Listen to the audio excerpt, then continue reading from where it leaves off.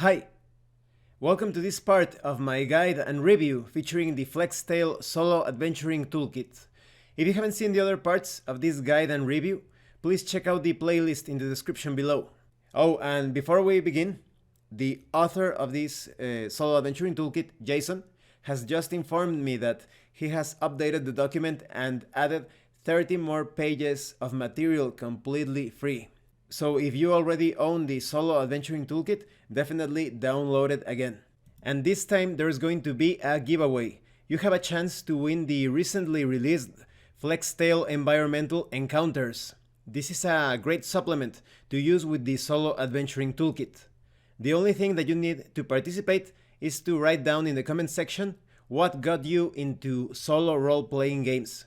What's the reason why did you decide to play solo role-playing games? You have 3 days since the time of this video to post your answer. I am going to choose the answer that I like the most, and that person is going to win the FlexTale Environmental Encounters. So I look forward to reading your answers. This time we are going to take a look at universal solo play techniques, and we are also going to go through a method, a particular technique to solve social situations within a solo role-playing game session in the most simple and fastest way possible. This is not my favorite way of solving social situations, and we will cover that in the next part because the Solo Adventuring Toolkit is quite complete. You also have a more nuanced or granular method of handling things. So let's get started. Like all the other parts, I am going to go through some key paragraphs and I will tell you my opinion on them. So, there are many ways to take your favorite traditional tabletop role-playing game and turn it into a solo experience. Regardless of the approach you choose, however, there are some basic concepts that you may wish to consider. As with everything else in the book, solo adventuring is by definition your game. So you should feel free to include, ignore, or further modify any or all of the rules to suit your whims and preferences for playstyle.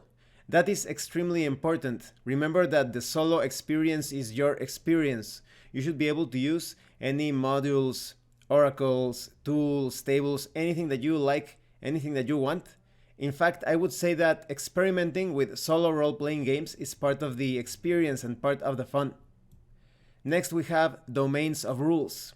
When assessing which types of rules in the core rule set to adapt to the solo experience, you can consider them as belonging to a very broad set of categories like combat, non-player character interaction, plot and story, maps, navigation and exploration, secrets, interstitial events, experience and leveling up.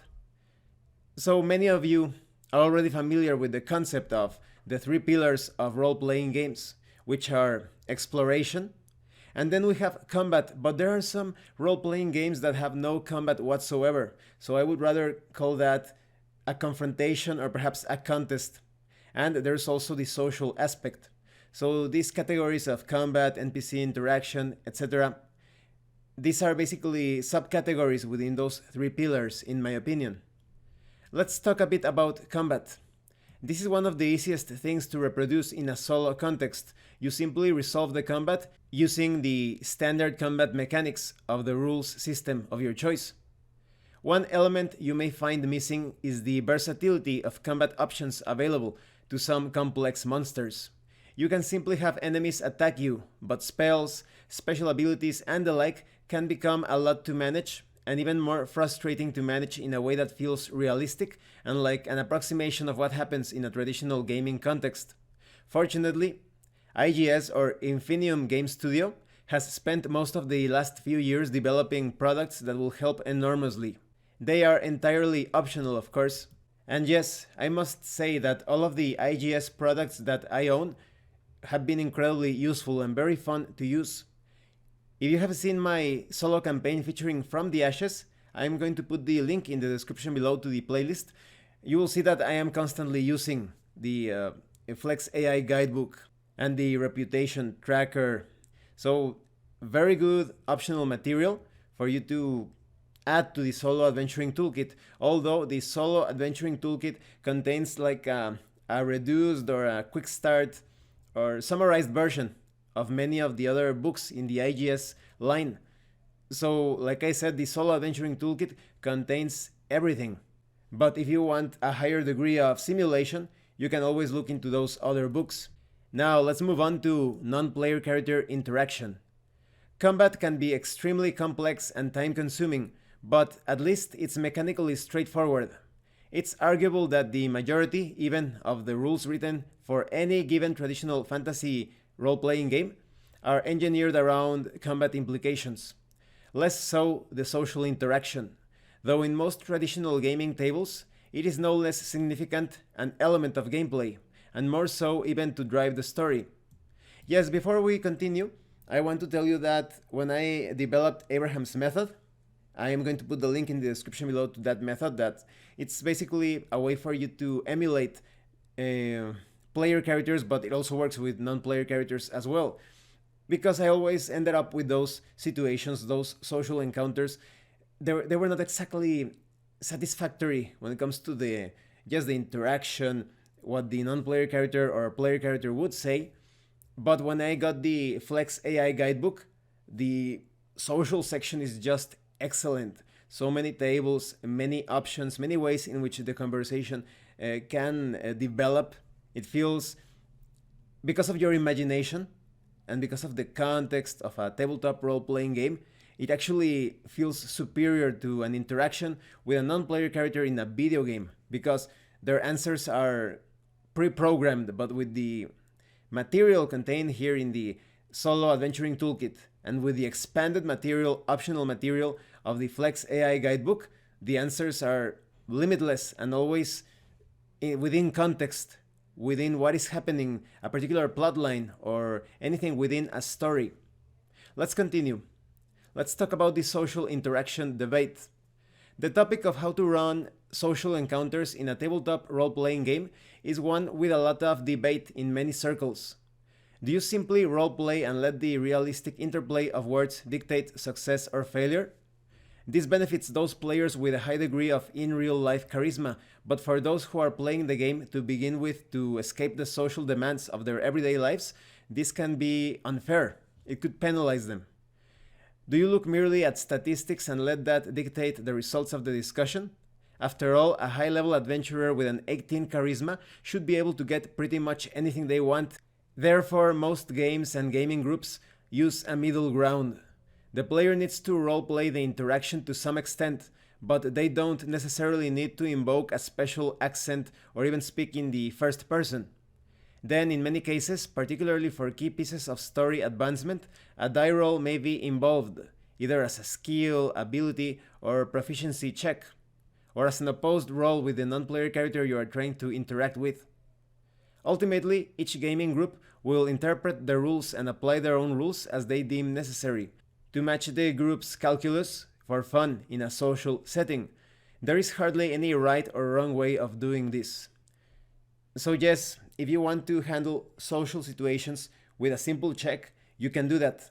But with the material of the Solo Adventuring Toolkit and the expanded material of the Flex AI guidebook, this becomes very fun. It almost feels like a game within a game. The results are very exciting. It could take your particular quest or mission that you are taking on into very unexpected circumstances. So the Solo Adventuring Toolkit and other materials produced by IGS, they are there to supply the tools to handle social situations however you like.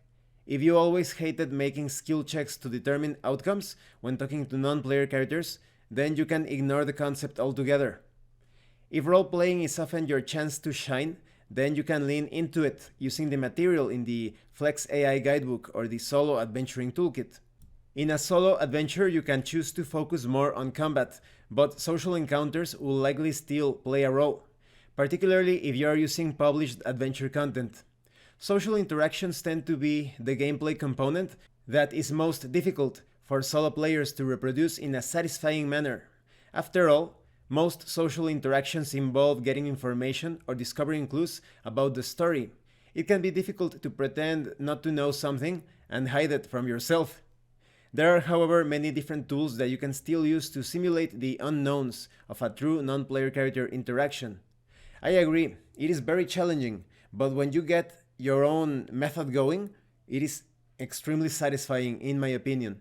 Definitely take a look at the From the Ashes campaign. To better identify these solo roleplay challenges, it's important to recognize the limitations of a traditional non-player character. First things first, your goal here in having non-player character interaction as a solo player absolutely is not and cannot be to reproduce a true discussion with another human being. It's obvious when stated explicitly, but worth recognizing all the more in the context of a solo adventure. A non-player character interaction is at best a simulation. Even the most vibrant and involved role-playing scenarios around a traditional gaming table, the person in real life you're interacting with doesn't have their own distinct memories, knowledge, personality, accent, and so on. As a game master or dungeon master, you are pretending to be a fictional persona. So it's worth recognizing that any non-player character interaction is really just a placeholder. It is a substitute for anything approaching the real thing in real life. And yes, that's why it's so fun to have these solo social situations. You surprise yourself when they actually make sense within the context of an adventure. Just as combat encounters exist to provide life-threatening challenges and to up the stakes, social encounters exist to drive the story and provide opportunities for transactions. If there was nothing to purchase, no means to sell what had been otherwise acquired, and no information or clues to share, then social encounters wouldn't exist. And in many cases, these non-player character interactions, I would say in all of them in fact, they are driving any sort of quest, sub-quest, mission, plotline within the story. They are giving you those objectives, presenting those challenges. So this is a very important consideration when running solo role-playing games. And here we are presented with the most simple and streamlined method of handling things, which is assume success. This is actually a valid approach for solo play, particularly if your calculus for fun at the gaming table focuses mainly on combat. Now is your chance to skip the less interesting social components. You can simply ignore the mechanics of social encounters altogether and assume that anything useful you can get out of a non-player character automatically happens, regardless of randomness, or your charisma ability score, or your character's relationship with that non-player character. There are indeed many role-playing games that involve something similar to this mechanic. If you search an area that contains a clue, you will automatically discover it, for example. So to put it succinctly, you can simply assume success. That's it. Now let me give you my opinion on this. If you are more of a kick-in-the-door style of gamer, you can use this when you talk with a non-player character that is supposed to give you some quests or some clues based on your interaction. You can just assume that you obtained all of the quests, all of the clues, and move on to the next encounter. I would still recommend that if you are using this method, or this particular sub-method, if you are to consider all of the intricacies of solo non-player character interaction, I would still recommend that you make some checks, because it's going to be more fun like that. To see if you manage to get a quest, maybe you need to do something else first, and then you return to see if you get more lucky this time. This is actually my least preferred method, and I am not criticizing those that use it. If you want, like I said, to focus on those combat encounters and you see those non-player character interactions like more of an excuse to keep the action moving, or at least what you consider to be the more fun aspects of a solo RPG session, then you should go for it. But in my case, I like a more complex, more nuanced approach. And in the next part of this review, I am going to cover just that.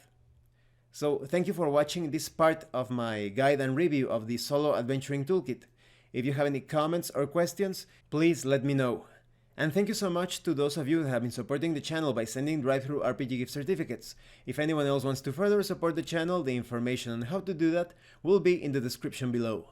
Once again, thank you, and see you later.